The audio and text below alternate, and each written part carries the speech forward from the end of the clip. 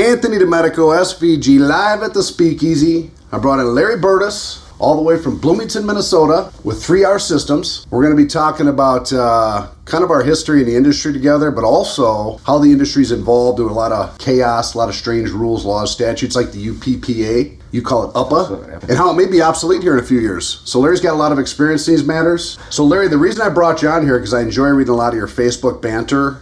Usually your posts are like this long. I know, but they're very well written. I always thought Larry was an attorney. The way you write your posts, and you know a lot about some of the same passions, some of the same things I care about in the industry.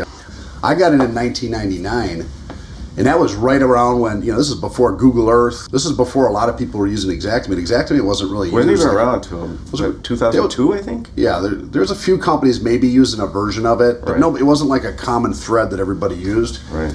99, 2000. So I started out on May 15th, 1998. Big hailstorm hit Minnesota. I'm sure you remember that Wasn't that the 98 storm? 98 storm. 98. But I actually started in 99. Okay. So I was a latecomer. That was a huge storm. Yeah. But I started 6 months after, right? Actually into 1999, right after the winter of 1999. That's when I started as a sales guy. Right. And that's still when you could send in, you could write your estimate. I remember using whiteout. We didn't have Didn't have Microsoft Word. I mean, we didn't have all that stuff. So we'd use whiteout to change our prices. When they said, no, that's not going to work, change your price, we'd fax it back in. But fundamentally, they would still go off our estimate. Right. And the negotiation process would happen. And there was no UPPA laws then that I was aware of. I didn't even know what a public adjuster was. And it was fundamentally very normal to have a conversation with a desk adjuster about price, negotiating the price, having these discussions, coming to an agreeable price, and then entering into your formal build contract. Right. So let's fast forward now to 2000, 2001, 2002, really 2002, 2003. Yeah, You've seen a fundamental strategic shift. So that's when we really started learning about claims and claim practices and high volume production and all that kind of stuff. And interestingly enough, that's about the same time that I saw a shift in the insurance industry. All of a sudden this, the 3Ds coming out. I don't know if that had to do with that report that, what do they call it, the guy that wrote the McKinsey report, right. Yeah, which exposed the Allstate deal. But all this stuff kind of started changing fundamentally at the same time, and it really wasn't until a couple of years after that. You can even fast forward to 2004, 2005 when Hurricane Charlie hit, and I had 5 offices open. I still at that time I had never used a public adjuster, never knew what one was. Well, nobody did. Yeah, there was really no UPPA laws back then. Right. Had no idea what a public adjuster did until, probably 2010, 2011, I started hearing this term public adjuster. Right. So tell me where you were at and all that. You launched, we have kind of an interesting background because we both have, services, products, offerings, conferences, consulting that helps contractors navigate in this $100 billion mess of an industry. UPPA is interesting because I personally think the way it's used is unconstitutional. I agree. I'm sure the way one person interprets it might be constitutional or might be different than the other person. But when we met Steve Badger on stage last year, he kept saying this phrase called negotiate a claim. You can't negotiate a claim, you can't negotiate a claim. I'm like, okay, define negotiate a claim, because you can't negotiate a claim can't mean that I can't talk. Right? I'm an entrepreneur, I'm an American, and if I'm a contractor, I'm the expert on weather, workmanship, and warranty on that roof or the materials of that house. Not an engineer, not an adjuster, not a public adjuster, the contractor's the expert. So number one, that's my expertise. If it's damaged by hail, wind, weather, workmanship, warranty, I'm the expert, nobody else. Correct. Number two, I'm an American entrepreneur. So by nature of negotiating your price in the economy of laws of supply and demand, we're in a market-based economy. So price is dictated by supply and demand. Free market. So this whole idea that I can't negotiate my price, set my price, stand by my price, or as a contractor stand on a roof, I don't care if it's with a desk adjuster or an adjuster, a field adjuster, engineer, whomever, or to a property owner, and talk about scope, damage, safety, code issues, is absolutely ludicrous as an American entrepreneur and my price. And so that's when I was talking to Steve Badger on stage, I said, those things don't mean negotiate a claim. Right. In your world, negotiate a claim can't mean that I can't talk about all the things that I'm good at, what I do. And I think that clicked for him. And then when we went back to his office, we talked again. Let's further talk about this concept called negotiate a claim, because negotiate a claim can't mean everything. In your world, it might mean, well, I can't talk about policy. I can't interpret policy. And that could even be argued by itself. Because previously, you could talk policy language.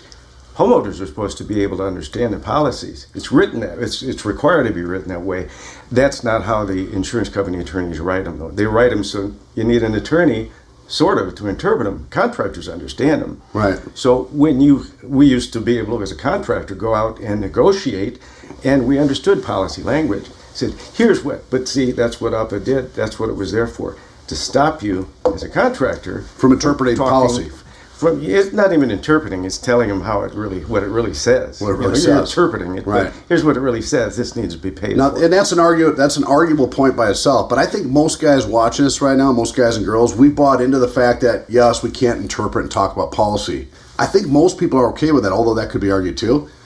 But what we're not okay with is when these folks come in and take this blanket term, negotiate a claim, and they try to apply it to our world, Right. which is scope of damage, experts on weather, workmanship, and warranty, our price as an entrepreneur. We know what our overhead is. Why should I listen to a computer programmer or an independent adjuster or an insurance desk adjuster tell me what my profit margin should be, what my overhead is, what my overhead allocation is, what my labor and material bills are, what they should be? I'm the expert, right? Right. And so I think when Steve Badger and we all came away, I think he started to understand that there is a difference, and that negotiated claim doesn't mean any of that stuff. But did it make any difference to him? Well, I don't. That's the question. How many Steve Badgers are out there that have that same thought process around the country? More. He's just the most well known. I look at this like you said. Contractors think, oh well, that's the way to do it. It's an appeasement mentality because they don't know. They don't know. I take a different stance on it, and I say you can, with the caveat, don't violate UPA. Educate yourself, however, and I'll help you. Until we change UPA. Until we change it. Which we're going to do. That's what we're doing. Don't violate it until... I'm glad we're in the same sheet of music there. But I'm going to teach you contractors, here's what to do when the UPA threat, the implied threat, direct threat comes along. So you're not waiting 3, 4, 6 months down the road with trying to get the price up where it should be and still trying to avoid hitting the UPA wall and getting in trouble, or a felony, as the guy out in the East Coast would like to see happen. But then if it gets to the point, as soon as the implied threat comes, the UPA threat, whether it's direct or implied, here's the steps to take now. You take these steps, and if you need to, if they're not effective, if you need to, then you go to the PA or appraiser. But what I've set it up is that these individuals, you got appraisers, you got PAs, you got attorneys on your list that you can refer to. First thing you're going to do is do a pre-appraisal process, as I call it. Mm-hmm. And that means if you're hitting the wall and you don't want to break the upper wall, you don't want to get into trouble, which I advise don't do, you go ahead and have... Oh wait, we got a question out there. Yes. So what are the penalties? And then what is the case law out there? Is it enforced? Yeah, UPPA, I mean, each state's different. They got fines. And they're trying to congeal because when this UPA was created, the same bill was sent to each state through their paid state legislators who introduced it to their colleagues and said, Solomon, this is consumer protection, which it isn't at all. And they're being now exposed to the fact that that isn't consumer protection, it's insurance industry protection. Absolutely. Wait, you mean educating Mrs. Smith is bad? Yes.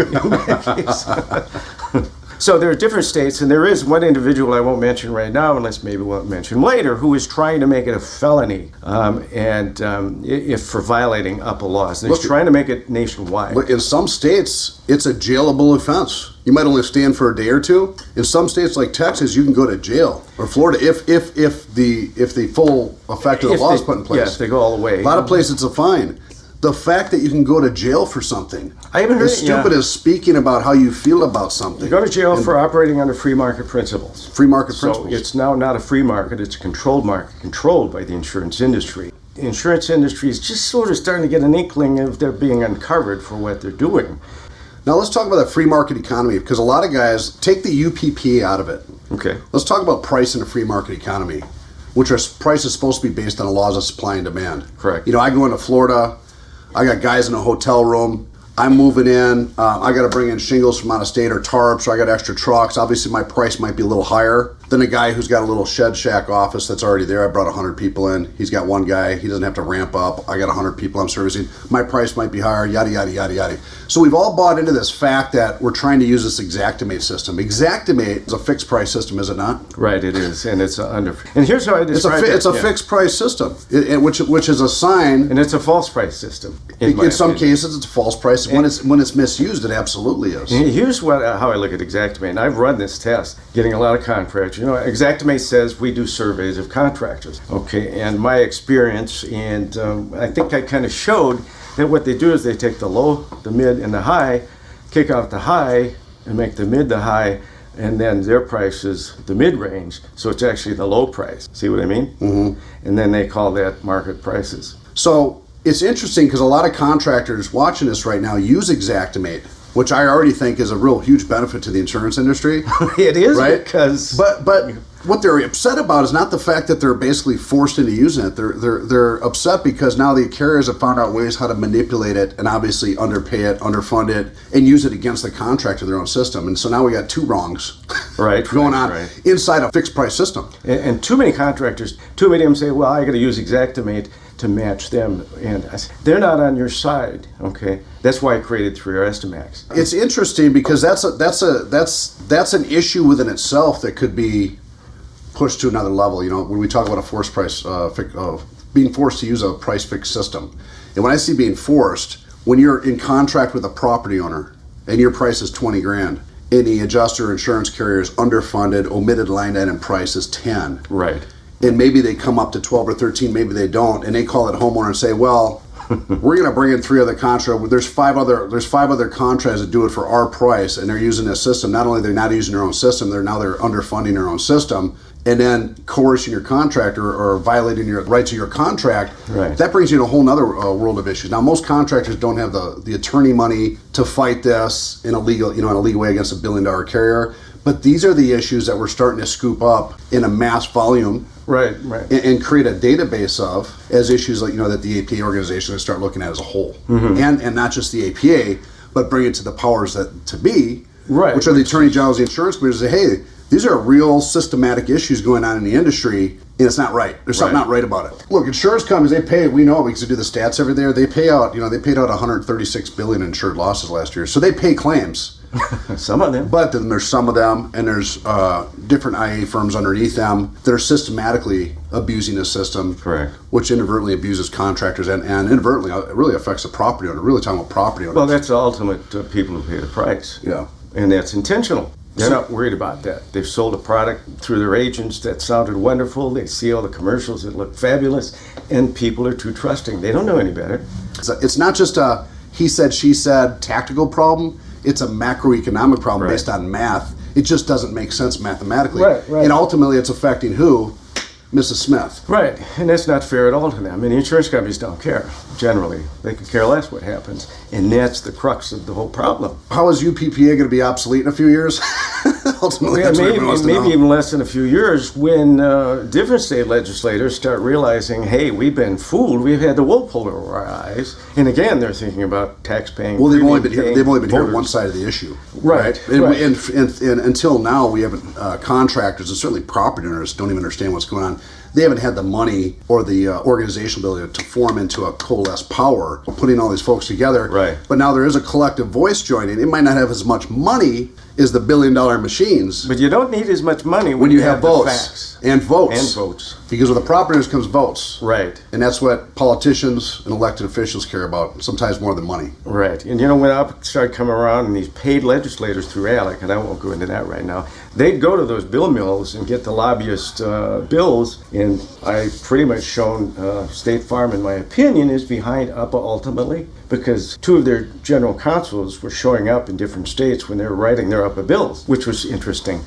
But they go out and they write these bills. Did they show up? Where do they show up? Like in the audience or lobbyists in office? Go look up the state legislator records and see who's behind it, whose names are on it, and who's associated with it. I'm assuming there's a lot of lobby dollars that go into that too. Well, yeah, State Farm's lobbyists, from what I understand, go ahead and these state legislators go out to these ALEC meetings. They're paid per diems or whatever and wine and dine to the hilt, and they say, here's our bill. We want you to go ahead back in your state, sign this, and tell your folks back there, your colleagues, this is good consumer protection. So I used an example in Georgia. I talked to Howard Maxwell. He's a rep. He's also an all-state agent in 35 years. The 5 primary authors on Georgia's UPPA bill all in the insurance industry. One was an Allstate attorney and the other four were insurance agents. Okay, so you get that there, and then these guys are pretty powerful positions on different committees, usually banking, insurance, that kind of thing. They go tell their constituents who don't know any better but want to impress their constituents. They say, you better vote for this because this is going to make you look good, and you can go back to your constituents and say, look what I did for you.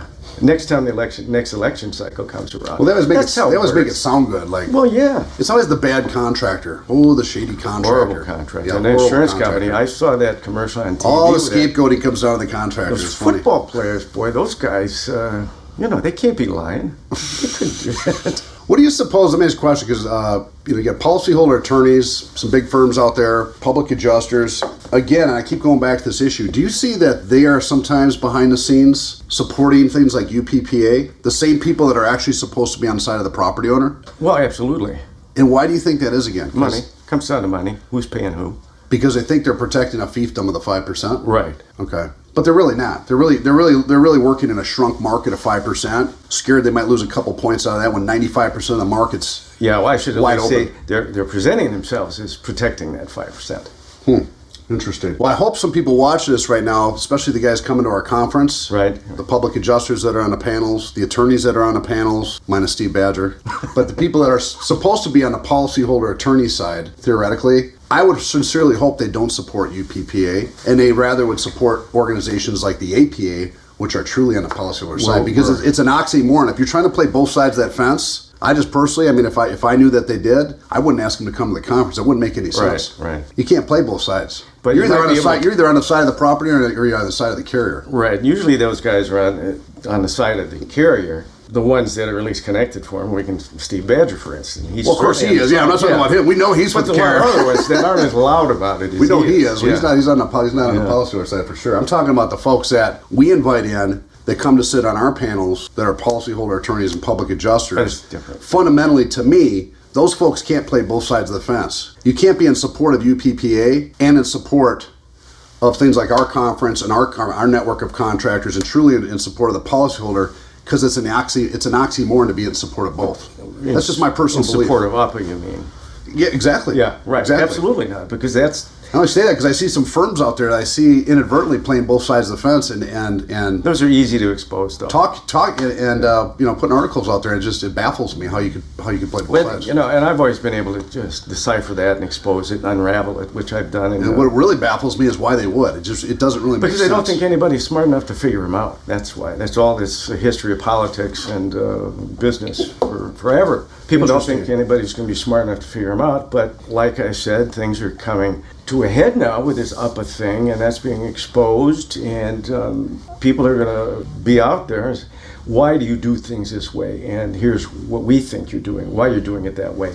And they're exposed for the whole world to see, and that's kind of what I do. And then I want to teach contractors, again, like I said, educate yourself. I put this material out there in my training, whether I sell in the program or I go out and do a training in-house, private, anywhere. And I teach them this stuff, and I get guys saying, I didn't know you could say that. Now you're coming to Win a Storm this year, Yep. correct? Yep. Okay. Do you have you should probably get yourself a breakout session with Autumn. I think there might be one left for your 3R Thinking systems. about it, yeah. More guys need to know Yeah. about your program. So, it's interesting because the first 15 years I was in this business, and I know the same thing with you, there wasn't a lot of companies like yours to go to learn how to launch, grow, scale, become more effective and successful in this crazy, chaotic $100 billion industry. 3RSystems, now there's companies like yours that can go, you fly in, you spend a day with contract, you help train their salespeople, their managers, their people on the ground, how to talk, how to walk, how to get around. I'm saying get around, but how to deal with UPA. Right, yeah. And then also get what you need to get done as a contractor. Yeah, absolutely. We do a little bit of that SVG. Obviously, Win a Storm, we're trying to educate contractors on how to walk the fine line and still make money and be successful. And I want to teach them how to do it in the shortest amount of time, not waiting 6 months, 9 months, a year down the road. Hey, and that's then what they you call gotta in a know PA who the PA can't get it for another 6 months. And some of the PAs we know are out there, not all in a small minority, who just get it on their desk and they go, I got 200 more, I'll get to it when I can get to it. And the insurance company, of course, they're going to argue with that. I take a different tact from a legal perspective and an insurance investment perspective and a construction industry perspective. My experience. You've been on all three sides. Yeah, Yeah. and I haven't been a lawyer, but I've got some investigative legal abilities where I've Where you proven. you sound like an attorney on your Facebook posts. I've gone up against some. I was like, attorney Larry Burtis. No. He must be an attorney. Girl, I am no, not an he's attorney. He's I'm not an not attorney. He saying. just sounds like an attorney on And Facebook. I don't practice UPL. I'm just kidding. But I have had some great successes pro se against some big law firms over the years using, I call the term, the truth never changes, but it does change that which is not. I did an opening statement in a big case once with the judge. She kind of looked at me, kind of cockeyed about that. By the way, She did dismiss a big case against me, though. That's a fraudulent case somebody brought against me, and it was a 9-month ordeal. Ooh. She said, out, dismissed, with Nice. prejudice. So. Well, speaking of judges, we have to increase the education, the awareness of all this stuff we're talking about. We have just to be a sounding board for the audience for No, Q&A. I- A lot of guys don't understand what an insurance commissioner does, what an attorney general does, or what a judge would do if things aren't followed the right way in the whole spectrum of the insurance restoration industry. Right. And these are really the three powers. There's not many of them that kind of regulate the chaos, so to say, of the insurance, the $100 billion insurance restoration. For the first time ever, we got an attorney general, a leading insurance commissioner, Donnelly, attorney general, and a judge kind of do the justice panel, which is going to follow the debate, which is going to follow the attorney panel. So you're really going to have a really interesting education process, I think, on all sides. No, I think it's great. A lot of stuff going on much there. higher than ever before. But keep in mind, you don't have to be an attorney. You do it to practice law, but to understand it, there's a whole world of difference. And if you understand the nuances and all the different things, and understand the thinking behind some of the laws, like APA, and this is what contractors generally don't understand. When you start to see that, then you go, oh, that's how it works, and that's why this guy's doing that, and that's why this. Still don't break the law until we get rid of it. I would hope some of the public adjusters watching this right now and the attorneys watching this, if there are some, start to understand the factors and the forces and the things going on behind UPA and why it doesn't make sense or help, at least the ones on the policyholder side, Right. why it's not in their best interest. And the ones on the other side, they know. It's not in their best interest on a macroeconomic level. not at all. And if they think so, hopefully that bail gets removed here shortly. So we got 3RSystems guys, we got SVG, we got Winter Storm, we got the APA, we got a lot of new organizations and support for contractors trying to launch, grow, scale, and navigate in this $100 billion industry. Thanks for coming on the show. Thank you for having me. At the Speakeasy, I think we're going to get you a breakout session at Winter Storm. Okay. I think you got a We can do great. that. I think you got a great program for contractors out there to help Got all them in this kinds of process. information. Right. And we'll see you soon.